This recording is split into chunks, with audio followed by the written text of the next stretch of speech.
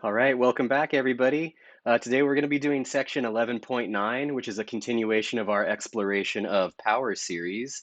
And today we're going to talk about representing functions as power series. So things get even cooler in this section. Let me just pull up the slides. All right. So in the last section, 11.8, we actually defined and talked about what a power series is. And we talked about how there are certain functions that are represented by these power series on certain intervals of convergence, right? So now we're going to, excuse me, we're going to expound on that idea and talk about how to represent other functions as power series. So here's the overview. We're going to develop a little bit of the theory. We're going to do several examples. Then we're going to talk about differentiating and integrating power series, and then we'll finish up with evaluating and estimating integrals with power series, because we can use this stuff, we can use this theory and these power series for a lot, a lot. All right, so here's the beginning. We're going to build off of what we know about geometric series. So if you remember, geometric series have this form right here, and they converge to this number whenever the radius, or sorry, the common ratio is less than 1 in size, right?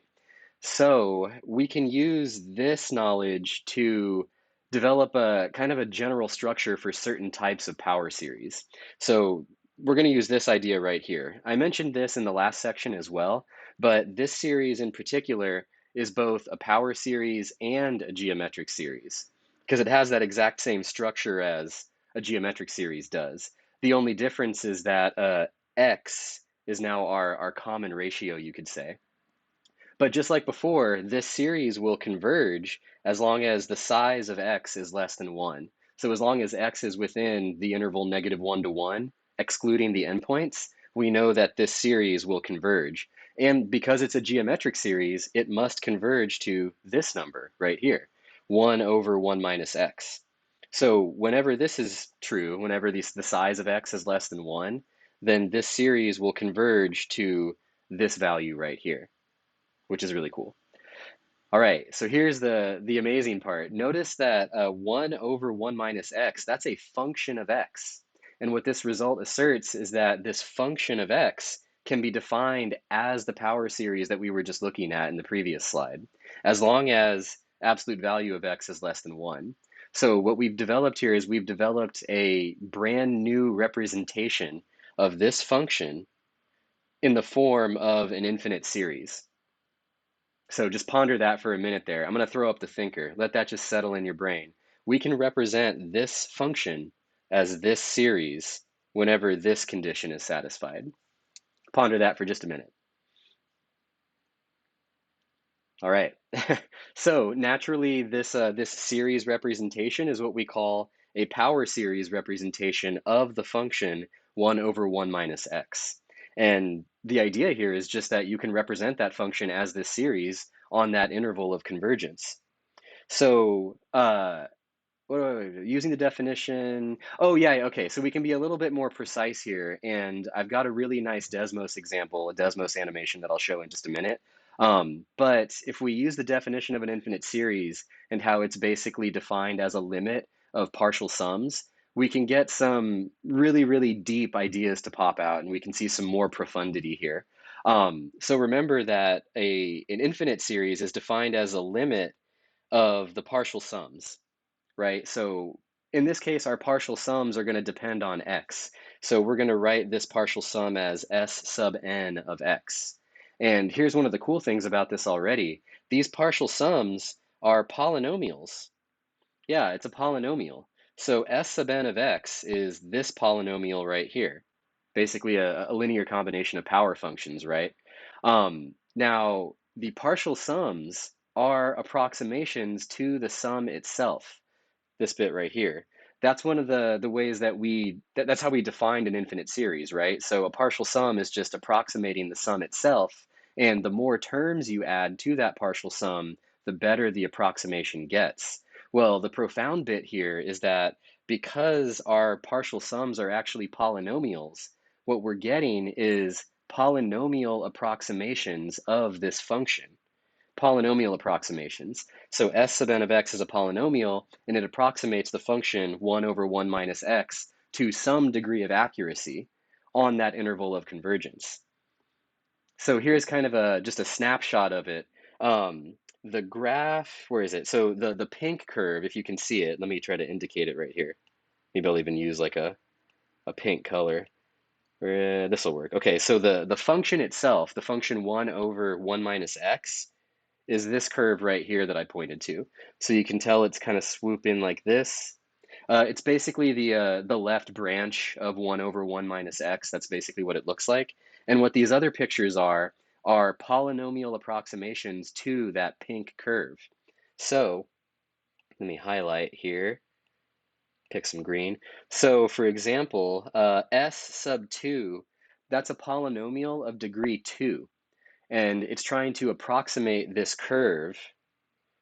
Oops, sorry, not that one. It's trying to approximate this curve at the point 0, or at the point x equals 0. And then each one of these is a different approximation of that curve, 1 over 1 minus x. So this is the fifth degree approximation. It's a polynomial of degree 5, and so on and so on. But rather than stick with this picture, let me show you the Desmos example. And remember, these are linked in the slides, so if you want to follow along on your own, you can. If you want to mess around with this, you can. But let me go ahead and pull up Chrome, and we'll take a look together. There we go. Yes. Okay. So this is a little bit of a foreshadowing to what we're going to talk about in the next section, but I have a whole bunch of different functions here that we can actually approximate with polynomials. We're just going to look at 1 over 1 minus x for now, and in the next section we'll do some of these other ones. All right. So here's 1 over 1 minus x, and let me zoom out for a minute. The purple curve here is 1 over 1 minus x. There you go. It's just it's 1 over x shifted, right? Or flipped and shifted, I should say. And what we're going to do is we're going to approximate this part of it using polynomials. So remember that series that we developed, that power series representation, it only converges on the interval -1 to 1, exclusive. So the series is only relevant on this small interval right here, from -1 to 1. And what I've got here is a bunch of the polynomial approximations. So d is going to be the degree of the polynomial, the highest power. And this right here is representing the dth polynomial approximation. So when d is 0, for example, you're just going to get x to the 0, which is 1. And that's actually what's pictured right here in blue. Right here in blue. So at this point, when x is equal to 0, we're going to try to approximate the curve 1 over 1 minus x using a polynomial. Here's a really, really bad approximation. This is a constant approximation. And what's happening is we're just trying to approximate this purple curve with a horizontal line. And this is the best you can do if all you've got is a horizontal line. Now what I'm going to do is, oh wait, let me, hold on a second. X equals, oh no, that's just my asymptote. What am I doing? So now what I'm going to do is I'm going to increase the degree of the approximating polynomial. I'm going to make it degree 1. And now we've got a linear approximation. Remember, degree 1 means linear, right? So now we're trying to approximate this purple curve with a line. And this blue line is what you see right there. And in this case, the blue line has the equation 1 plus x. 1 plus x, because if you just add up the first two terms of this series, then you'll get the function 1 plus x. So there you go. And this is literally the linear approximation. So you remember back in Calc 1 where you studied linear approximations? That's this thing. That's this thing. And what we're about to do in this section and the next section is really, really blow that idea up into a much more general theory that is extremely fascinating and extremely useful. So here we've got a degree 1 approximation. Let's increase the degree 1 more. Now it's degree 2. So we have a degree 2 approximation of the purple curve. Degree 2 is a quadratic, right? Quadratics are parabolas. So at this point, at this point 0, comma 1, we've got this blue approximating parabola. And if you zoom in really close, whew, it's a pretty good approximation right there at this point. Pretty good. Now I'm going to increase the degree even more. Degree 3. Oops, degree 3. Now we've got a cubic approximation. Notice that the purple curve and the blue curve almost coincide, right? And to Desmos, it almost looks like they do coincide. And that's what we're going to get into because this is a Desmos kind of showing how accurate it can be. It's showing the tolerance that it can accept. And at some point, we will exceed Desmos's tolerance and it'll just show these as the same thing, even though they are not. Very, very close. Okay, let's zoom back out. So let me increase the degree even more. So right now, the blue curve is the approximating curve, and the purple curve is still 1 over 1 minus x. And look what happens when I increase the degree. Quartic, quintic, sextic, septic, octic, so on. Keeps going, going, going, going, going, going, going. So now we've got a degree 32 polynomial approximating the curve 1 over 1 minus x at the point 0, comma 1. And this is what it looks like. The blue. You can't even really tell the difference, right? And that's kind of the point. That's kind of the point. What we're about to develop here in this section and the next section is this ability to approximate functions at points using polynomials through what we call the Taylor series. Right now, we're just doing power series and keeping things a little bit focused. So I don't want to get too far off track, but we will revisit these examples. I encourage you to play around with these examples. You're more than welcome to look at the code and all of these. We're going to do these other examples in the next section, though, so I won't jump the gun too much. One thing I will say, though, one thing I will add is notice that the interval of convergence is critical. It's important to know the interval of convergence because, as you can see, once you start to get toward x equals -1, the polynomial approximation starts to deviate quite a bit. And it really doesn't matter what the degree is. I can get the degree to be very high. But right as you approach -1, the blue curve just stops approximating the purple curve well. So that interval of convergence is a critical thing. Okay, let's go back to the slides. Do that. Do this. All right, and then let's continue where we left off. So let's do this. So we saw that we had a power series representation for 1 over 1 minus x. Let's try to develop one for this function right here. Oop. This function right here, 1 over 1 plus x squared. And what we're going to do is we're going to leverage what we know about 1 over 1 minus x and its power series representation. So the beginning of this technique is really just using a little bit of algebraic cleverness. So we're going to rewrite 1 plus x squared as 1 minus negative x squared. And the reason for that is by writing it in this form, we've got our function in the form 1 over 1 minus something. I'll say rho, the Greek letter rho. And 1 over 1 minus something we can express as a power series. We have a power series representation of that. And that's exactly what we're about to do. So here we're going to rewrite it like this. And as long as this value is less than 1, or in other words, x is between -1 and 1, then we can write this function as this power series. There we go. So f of x is equal to this, which we rewrote as this. And now we can rewrite that function as this power series. Now that we have it in this power series representation, we can kind of massage the summand a little bit just to kind of pull out the parts that are important. So here we're going to end up with an alternating factor because we're going to have -1 to the n. And then we'll have x to the 2n. Boom. There we go. So if you're interested in exploring this function on the interval -1 to 1, excluding the endpoints, you could instead use this power series representation. And if all you need is an approximation, so this is for all the engineers out there, if all you need is an approximation and you just need to get close enough, this is exactly what you're going to use. Because all you got to do is add up a bunch of terms. It's just a power series. It's just a power series, so you're just going to add up a bunch of terms until you've reached a degree of accuracy that you're comfortable with. Cool stuff. Cool stuff. All right, let's do one that's slightly more complicated. We're going to find a power series representation for this function, and the goal here really is to get it into this form. So that's what you want to think of. How can we get, or how can we massage this expression into something that has this structure right here?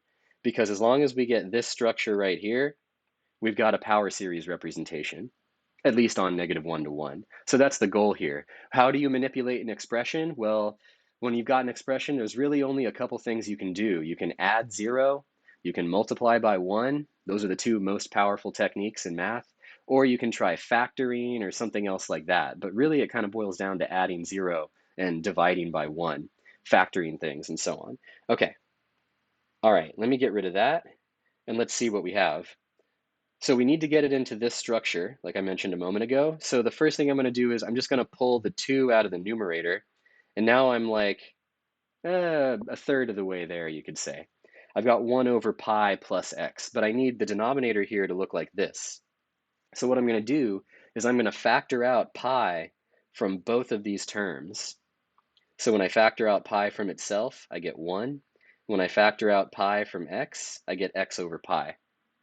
Now we're almost there, because what I can do now is take this pi and pull it out of the parentheses here, and then I get 2 over pi. Now what's left is 1 plus x over pi, which I can rewrite as 1 minus negative x over pi. Boom. That's the structure we needed. Now we have 1 over 1 minus rho. And because we have that structure, 1 over 1 minus rho, we have a power series representation. So we can immediately jump from this stage to this stage. That's a direct equality, literally a direct equality, as long as we're on the interval of convergence. So that's the one catch, is we have to specify the interval of convergence. We haven't done that yet. We're going to do that next. So the next step, now that we have this power series representation, again, is just kind of massaging the summand until you get something that looks the way you want it to. There's there's no hard and fast rule for how to go from here to here. It's really just what attributes of the summand do you want to emphasize and pull apart so that you can actually point at. So one thing is we've got a -1 to the n.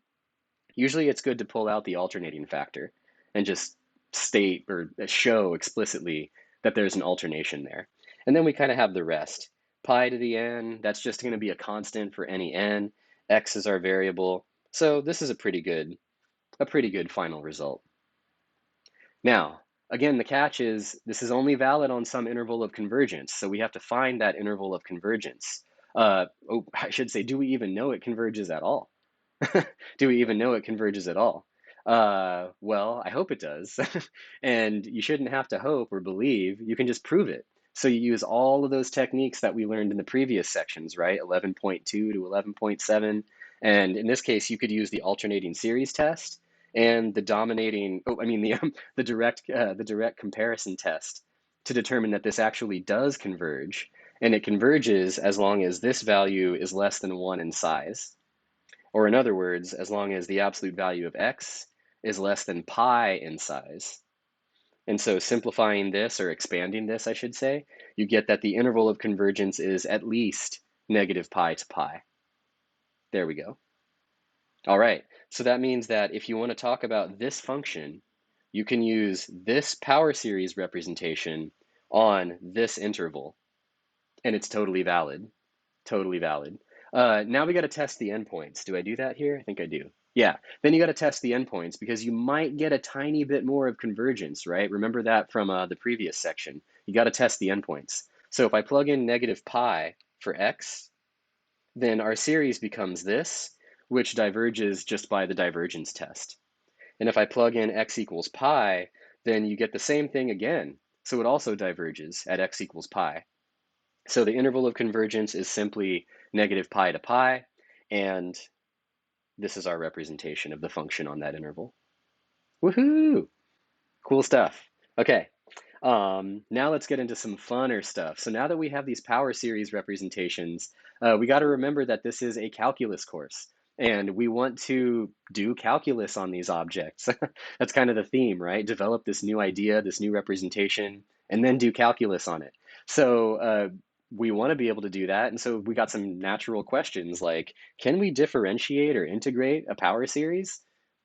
If not, why not? And if so, under what conditions? We would like to know all of these things. And the following theorem answers these questions. So the next theorem is a very, very powerful theorem about power series. And here it is. If you've got a power series that has a positive radius of convergence, then the function defined by this power series is differentiable. And because it's differentiable, it's also therefore continuous. And this result holds on this interval from a minus r to a plus r.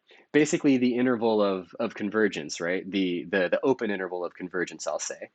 And now here is the amazing part. Not only is this function differentiable and continuous, if you want to differentiate the series, you can just add up the derivatives of the terms. And if you want to integrate the series, you can just add up the integral of the individual terms. So in other words, this is the big result right here. You can differentiate and integrate a power series term by term. Amazing. So this is what the engineers and the physicists love about these kinds of series, because it lets you do really quick mathematics on functions that can be really, really complicated. Remember, a power series is just a linear combination of power functions. It's just adding up a bunch of power functions. Computers are great at adding up things. You can give it like a billion things to add up, and it can do it really, really quickly. So if you can express a function as just adding up a bunch of stuff, and then you also get the ability to differentiate those things individually and then add up all that stuff. That's a powerful result. That's a very powerful result and a really, really helpful tool. So, just to emphasize the importance of this, you want to make sense of what this symbol is saying, or sorry, this equation is saying. This is really saying that what you can do is you can move the differential operator inside the sum, and the result is preserved. The result is preserved when you do that. When you move this thing inside of this thing, you still have the same thing. Same thing with this. If you move the integral operator inside the sum, the result is unchanged. You still have the same result. So that's the intuition for it, that you can move the differential operator and the integral operator inside and outside of the sums of the series willy-nilly, as long as you've got a power series and as long as it's convergent on some open interval of convergence with a positive radius. Here's another cool result down here. When you do this, when you move the differential or integral operator inside and outside, the radius of convergence of the series is preserved.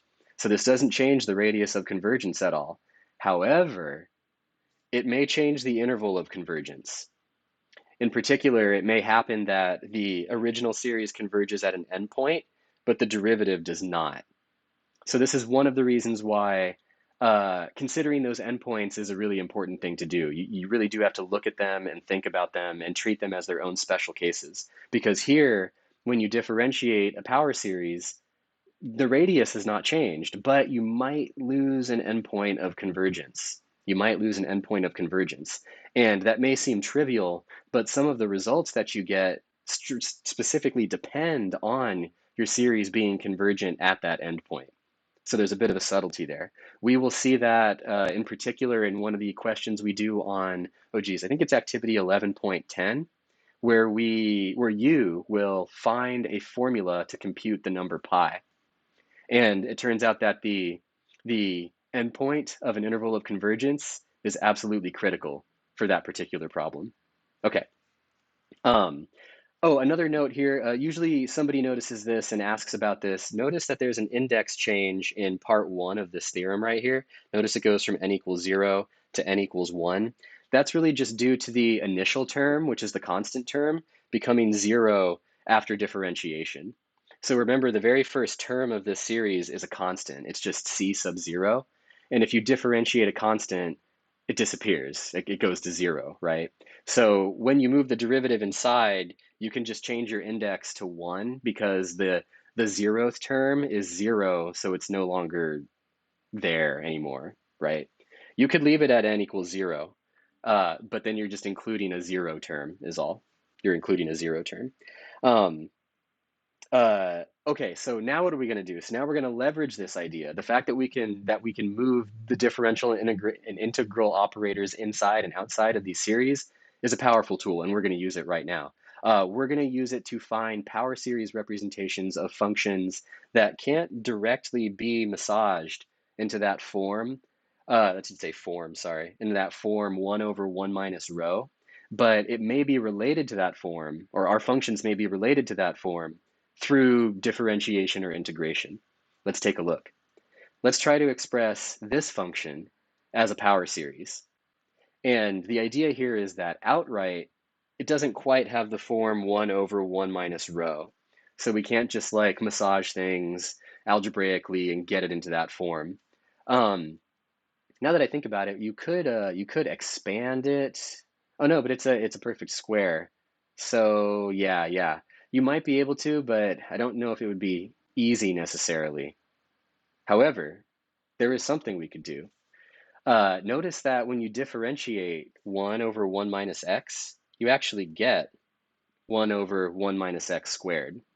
I'll leave you to verify that result, but the derivative of 1 over 1 minus x is equal to this. And we have a power series representation of 1 over 1 minus x. It's this one, the classic one.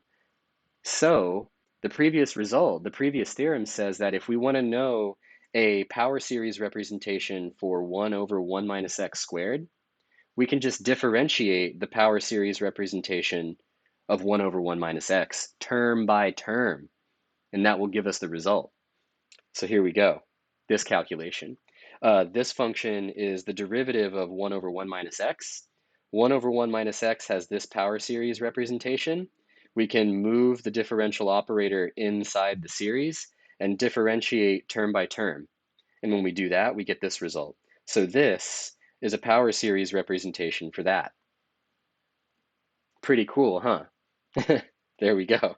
Now we have it written as a power series. The other thing we know is that the radius of convergence of this series is 1. So we know that the radius of convergence here is also going to be 1. Also going to be 1 in that case. If you wanted to know if it converges at the endpoints, you would just test the endpoints. But here you'll be able to see pretty quickly that if you plug in -1 and 1, you're not going to get a convergent series. You're going to get something that very much diverges. I'll leave it for you to verify that though. Okay, now let's look at this amazing result. So we're now going to stretch our legs a little bit more, and we're going to find a power series representation for natural log of 1 plus x. And we're going to find the radius of convergence, all right? Yeah, this is where things get much cooler, I think, because natural log is nothing like 1 over 1 minus x. So what I want you to do for a minute is I want you to think about how we could get something that looks like 1 over 1 minus x through differentiation or integration. So I want you to just ponder that for a minute here.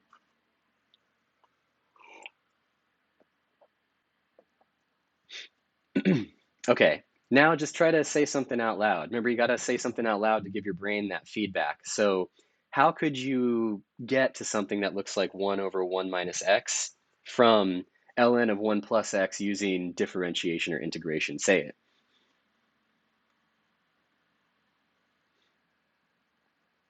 All right, now let's take a look together. Notice that if you differentiate natural log of 1 plus x, you get 1 over 1 plus x, which is really, really close to 1 over 1 minus x. And in fact, we already saw what the power series representation for that is. It's actually this one right here. So that means that f prime, remember f is the natural log function here. F prime is given by this function, which we massage into this form, which gives us this power series representation. All right, now we're not quite done. We've just found a power series representation for the derivative of f. So if we want a power series representation of the original function f, we need to integrate this result. Integrate that result. And when we integrate that result, we'll recover a function or a power series representation for ln of 1 plus x. Here we go. So integrating both sides gives us this. So this is just the integral of the derivative. We have a power series representation of the derivative. Oops, just realized I forgot a dx here. Should be a dx in there. All right, but remember, we can integrate term by term. This is the best part. We can integrate this term by term. And it's not even that you need to keep this in the structure of, or in the format of sigma notation. Sometimes that can be helpful. Sometimes it makes it harder to see what's going on. So what I did here was I rewrote the series in its expanded form, and then we're just going to integrate term by term. And this is where you should feel this like breath of relief, like a release here, because these are all really, really easy to anti-differentiate. So using FTC1, we can anti-differentiate each one of these terms and get a result. But now remember, anytime you compute an antiderivative, you need to include plus c. The plus c is still required here. There is going to be a plus c, some constant of integration that we'll have to find based on some initial value.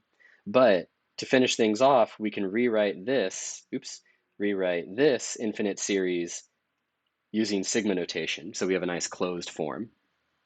Okay, so let's look at the big picture for a minute. We now have a power series representation of the function ln of 1 plus x, and it's this. However, this is only valid on some interval of convergence. So we have to find the interval of convergence, and we don't know what c is yet. We do need to find a value for c. So what we can use is we could use the ratio test. So this is a really good summand to use the ratio test on, or a series to use the ratio test on, because you basically just have a bunch of powers, right? You've got a bunch of powers, a bunch of products. So when you use the ratio test, you realize very quickly that the radius of convergence is 1. And then when you test the endpoints, you actually get that it's convergent at 1. It's convergent at 1 conditionally. So I'll leave you well, we're going to check that in just a moment here. But it is convergent at x equals 1. Now, what is c? The next part is, what is c? So we know that this is valid. We know where it's valid. Now, what is c equal to? So to find a value for c, you just plug in a number in that interval to x, and then it'll let you solve for c. Pick the easiest number that is in that interval that you can use, easiest possible number. In this case, 0 is definitely the easiest possible number. So what we're going to do is we're going to take 0, and we're going to plug it in for x everywhere we see x. There we go, just like so. And boom, we get that c is equal to 0. Remember, natural log of 1 is equal to 0, so 0 is this. But here, if we plug in 0 to our series, we're just going to be adding up a bunch of zeros. So we get 0. So c plus 0 is c, and we get that c is equal to 0. Cool. Voila. So on the interval -1 to +1, we have a power series representation of ln of 1 plus x. Cool stuff. Very, very cool stuff. What do we get when we plug in x equals 1? I want you to try that for just a minute. So this is one where I want you to think about it and then write it out. Take the number 1, substitute it in for x, and see what series you get, and see what result you get from that substitution.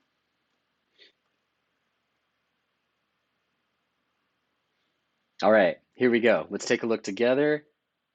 Boom, we get this, the alternating harmonic series.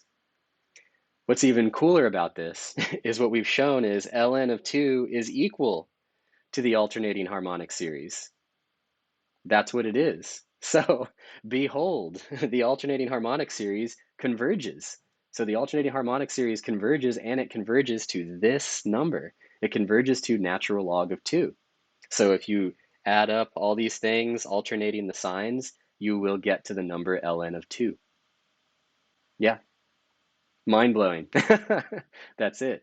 Oh, so in practice, what does this give us? This gives us a good way, or at least a way, of approximating natural log of 2 through simple addition. So if you wanted to get an approximation of this transcendental number, you can just use this power series representation, and whatever degree of accuracy you need, you can get it. You just tell us where you need us to cut it off, and we'll give you that degree of accuracy. And moreover, this is kind of the punchline of a lot of stuff that's coming in the rest of this section and the next section. This is how your calculators approximate natural log of 2. When you hit that number, like 2 natural log in your calculator, and it spits out some decimal representation, your calculator is not just looking through some database and spitting out this number. It's using a polynomial approximation. It's basically saying, hey, let me use this approximation, and I'm going to let me use this power series representation, And I'm just going to plug in the number 1 for this. And then I'll evaluate that series, but I'll stop at some term, stop wherever I want to stop. So this is like how the calculators are actually doing it, right? That's really what it is. This gives you an algorithm to approximate natural log of 2 to any degree of accuracy that you want. Very, very cool stuff. Okay. Um, oh yeah, this is what's even nicer about this result. This is an alternating series. So the alternating series estimation theorem even gives us a way to determine how bad the error is if we truncate this series anywhere. Yeah, so not only can we approximate ln of 2, or really ln of any number using this series, if we use this series, we can even tell how good it is. We can tell how far off the approximation is going to be, or at least an upper bound for it.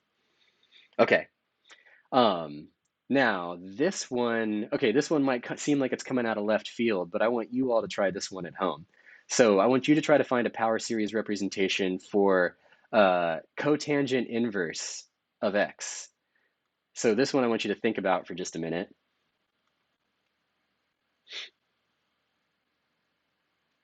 All right. Now I want you to say something out loud to yourself about how you would proceed, and then I'll give you a hint.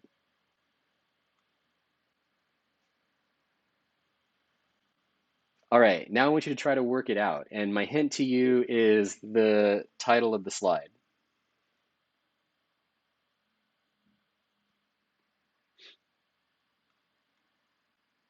All right, let's take a look together now. You might recall that the derivative of inverse cotangent is -1 over 1 plus x squared. So using the result that we've seen before, that we calculated in a previous example, we can give this a power series representation, or we can write its power series representation. So the derivative of this is equal to this, and we had a power series representation for 1 over 1 plus x squared. So now our power series representation for this derivative is just negative that power series. And now what I'm going to do is I'm going to toss this negative in and just combine it with the alternating factor right there, just to make it a little cleaner. One thing you got to remember though, we are not done yet. We just found the power series representation for the derivative of this function. Now we want a power series representation for the function itself. So we're going to use that important theorem and integrate both sides of this equation. We're going to integrate this result. So integrating a derivative gives us the original function back, but we have this power series representation of that derivative. I wrote it out in expanded form just for ease. And now we're going to anti-differentiate term by term. And we're also going to have a constant of integration at the end. So -1 becomes -x, x squared becomes x cubed plus 3, x cubed over 3, boom, boom, and so on. Now we can write this expanded form using sigma notation, and there we go. There we go. One note I'll add, if you're comfortable with it, you could just integrate this piece and go straight to here. It's really the same thing. The one thing you got to remember is what's the variable of integration. So keep in mind that this integral is in terms of x. So this integral doesn't care about stuff that doesn't involve x. So in particular, this is just a constant to that integral. This is what it cares about. So when you integrate this result, or I should say when you anti-differentiate this function, you're going to get this right here. Same thing. All right. So again, we don't know if this converges or not. So we have a power series representation, but where does it converge? If it doesn't converge anywhere, then it's not really any use. We got to find the interval and the radius of convergence. So how do we do it? Ratio test is great. Ratio test is great for a function that looks like this, or like this, I should say. So we use the ratio test on that series, and we find that it converges absolutely on -1 to 1. Then when you test the endpoints, you get conditional convergence at the endpoints. Now we can choose a number inside this interval to solve for c, and we find that c is actually equal to pi over 2. And that's because cotangent of 0 is pi over 2. So when we plug in 0 to our function and our series, we get pi over 2. So c has to be pi over 2. Voila, there it is. There it is. All right, now let's do something even cooler. Let's evaluate an integral. So this new tool, the power series, really lets us get at some more difficult integrals if we have these power series representations. It's just so amazing. I love it. Um, and we can even estimate integrals. We can estimate the value of definite integrals, even if the integrals were really hard for us to work with before. Even something like this, right? 1 over 1 plus x to the seventh. Oh, geez, I don't even think this has an elementary antiderivative.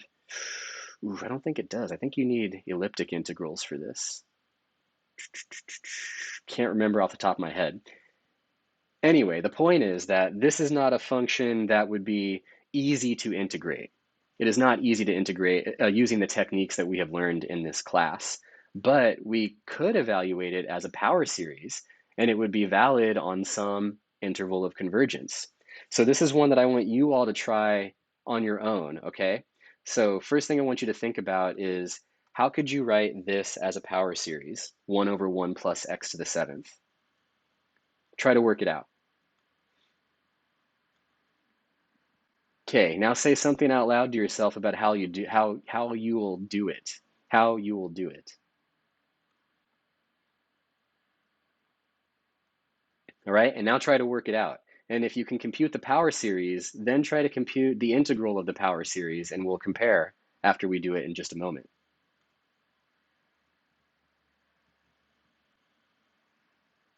All right, here we go. This is a pretty close to 1 over 1 minus rho, so we can do some simple massage to get it into that form. Just doing a simple writing a positive as a double negative.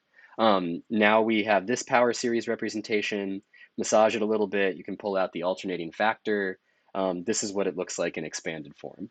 So on the interval -1 to 1, we can rewrite this function as this power series. Right. Now we can integrate term by term because of that powerful result. And in this calculation, I actually didn't expand it out. I just kept it in the sigma notation form. And I just want to show you how the integral operator can pass inside. That's what I'm going to do. So integrating this is the same as integrating this series. Don't get overwhelmed. I know it's kind of overwhelming to see all these symbols coming together. Just remember to take a deep breath and go piece by piece. We're adding up a bunch of stuff. That really powerful theorem says we can move the integral inside the series. Boop, there it goes. Now, what we're going to do is we're going to do more with the integral because this is an integral with respect to x. So this factor right here can be pulled to the front of the integral. It can be pulled out of the integral because it's just a constant. So that's what's happening. Oops, we do that again. That's what's happening right here. Now this is all still in the sum, so maybe I'll emphasize that this is all still in the sum at this point. This is still in the sum. But again, this thing here doesn't depend on x, so it doesn't need to stay in the integral. It does need to stay within the series. It needs to stay within the sigma notation because the sigma notation depends on n. So you can't pull stuff with n out of that. Can't pull stuff with n out of that. All right, next step, integrate term by term. This one you could do pretty easily. Just anti-differentiate x to the 7n, and you're going to use the power rule. X to the 7n plus 1 over 7n plus 1. There you go. And we get a constant of integration too, which we don't know what it is yet, so we're going to keep it. There you go. And that's your antiderivative. So we evaluated this indefinite integral. This is any possible antiderivative as long as we're on some interval of convergence. Just got to be on the interval of convergence, which in this case I believe is -1 to 1. Right. Now, some of you might feel a little bit, what's the word? Unsatisfied with the fact that these power series representations are only valid on some interval of convergence, right? Well, I have two counters to that concern. One of them is remember that we can we can center our power series. Well, I'll save that until the next. I'll save that to the next slides. But one thing I'll say is this: we may have a small interval of convergence, say -1 to 1, but you can do a lot on a small interval. And yeah, you can do a lot on a small interval. And we can also change the center of our power series as well, which can help us out. But for now, let's use this as an example. Here we've got this integral. So maybe we're not so concerned with having a general antiderivative. Maybe what we're really doing with our investigation is we just want to know the value of this integral just from 0 to 1/2. I just need to know what that number is. What's the area under this curve from 0 to 1/2? That's all I need to know. And I need to know within a tolerance of 10 billionths, or sorry, 10 millionths. So this has to be accurate to 10 millionths. Otherwise, I get in trouble, right? Okay, here's the fun part. We have a power series representation of this function on the interval -1 to 1, which includes these points. So we can use the power series representation and evaluate this integral directly using that representation. Here we could take c equals 0 since we have a definite integral, and it's just going to get washed out when we do FTC2. So what is this definite integral? It's equal to this infinite series evaluated at 1/2 and 0 and taking the difference. That's FTC2. So the step from here to here, that's applying FTC2. Now we just evaluate the series at these at these points. So take 1/2 and plug it in for x, and you get this. Oh, sorry. You get this. Then you take 0 and you plug it in for all these x's, and you're going to get 0. So when we evaluate at 1/2, we just get the total result. So the value of this integral, remember this integral is just a number. Definite integrals are just numbers. They're not antiderivatives, they're just numbers. They're area under a curve for most intents and purposes. So whatever this number is, it's equal to this infinite sum. And if we need it to be accurate to within a tolerance of 10 millionths, I'm sorry, of 10 millionths. Oh my gosh, 10 million. Wait, did I say 10 million? I mean 10 millionths. Accurate to 1/10 millionth. Geez, there we go. Then we just need to know where to cut it off. Where do we cut it off? Well, here's the beauty. This is an alternating series, so we can use the alternating series estimation theorem. And the alternating series estimation theorem says the error is no bigger than the size of the first term that you neglect. So I wrote out a few of the terms right here. And what you'll notice is that this is A1, A2, A3, A4. So I'm sorry, A0, A1, A2, A3, and A4 is out here. I didn't picture it. But the size A4 is equal to this. And the size of A4 is about this, which is definitely smaller than 1/10 millionth. Definitely smaller than 1/10 millionth. So that means if we chop off the approximation right here, then that result will be accurate to our degree of accuracy at least. But we only need it to be accurate to the 10 millionths place. But since this is so small in size, this is much smaller than 1/10 millionth, this is enough. So this is all we really need to get a nice, decently accurate representation, or a decently accurate approximation, I mean. And here it is. So what is this integral? It's approximately this value, and it's accurate to the 10 millionths place. Awesome stuff. So there you go. Engineers, physicists, you should be rejoicing about this because you're going to investigate and explore a lot of really, really crazy integrals. But in a lot of cases, you're going to be interested in a definite integral. You want to know an actual value that this thing produces. And what you now have is you have a tool for working with functions that are similar to this that will let you approximate integrals that you previously couldn't even touch with the techniques that we have in this class. Now you've got a lot more flexibility, and there's even more to come in the next section. But on that note, let's play. um, there we go. So I know this lecture was a little bit longer, but I will just add on again that the stuff that we're learning right now is critical, and it is so useful. You're going to use it like everywhere. I don't know how to explain it. Recently, I just had a bunch of students that are taking differential equations asked to see these slides again because they come back. They come back because what we've really developed here is just a way of representing functions using series, infinite series. But if you got an infinite series, that means you got an approximating series. And so you just get all of this robust, I don't know, ability to do things that we didn't have before. And I'm really excited to expound upon it again in the next section when we talk about Taylor series. So in the next section on Taylor series and Maclaurin series, we're just going to generalize this theory for a more general class of functions and see how we can do it for stuff that doesn't just look like 1 over 1 minus x. So I'm excited about it. Thank you again for listening, and I will see you all next time.